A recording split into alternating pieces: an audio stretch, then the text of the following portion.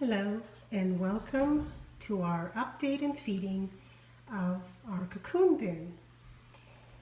This cocoon bin was started, I don't know if you can see it, 4/8. So it's been going now for 3 months. And those of you who have followed this experiment know that I started with only cocoons that I got out of my outdoor 5-gallon bin.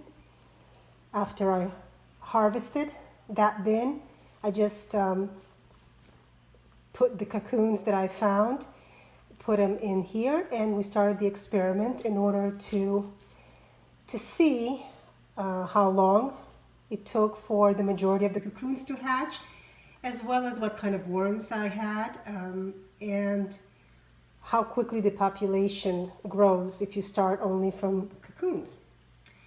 And I have to say, this has been my favorite bin. I guess it's the mother in me, I don't know. But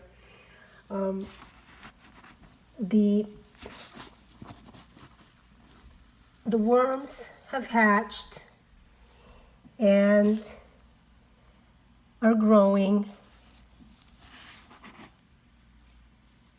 and they're doing great with the bedding, composting everything. It looks dark and rich and moist.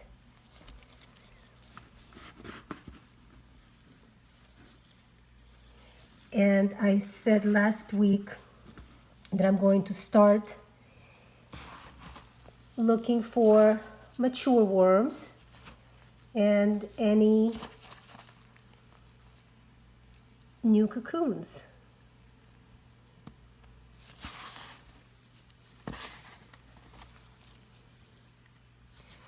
But the bin looks good. There are no smells. The worms are not traveling, so they're happy and content to be where the food and bedding are. And this is where we fed. I am getting these small sprouts in here. I'm not exactly sure what they are, but that's okay.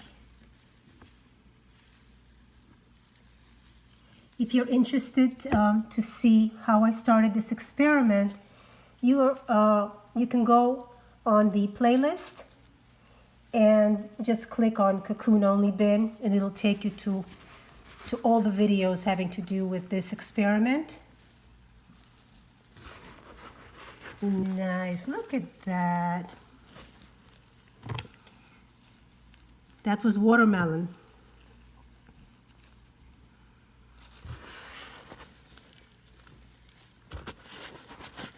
That was watermelon, and these guys, look how big they've gotten.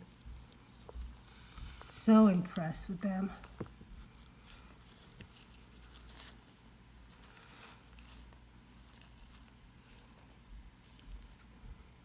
Yeah, yes, they do stick to the gloves.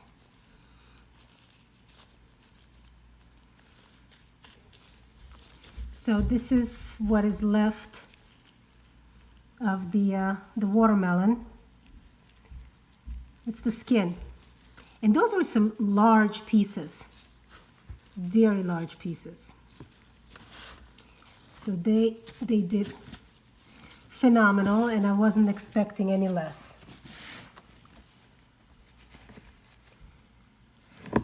Just a bunch of them here.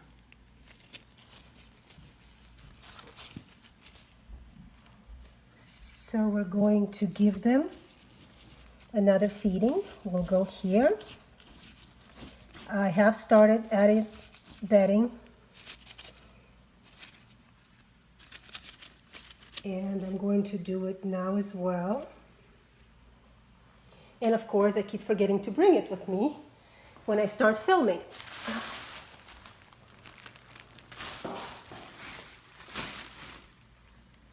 So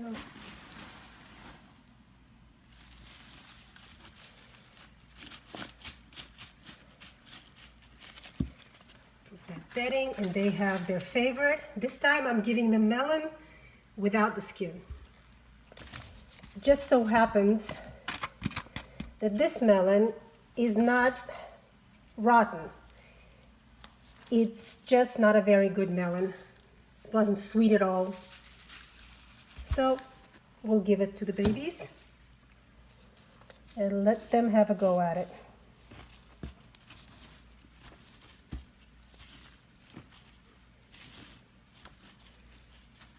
I'm sure they're not as picky as we are. So I'm going to cover up the food, mark it with our spoon.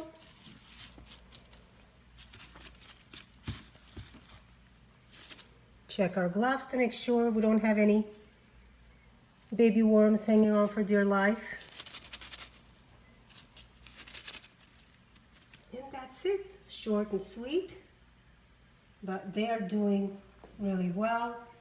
The whole bin is doing well, and I'm very happy with this experiment. Thanks for joining me, and see you next week.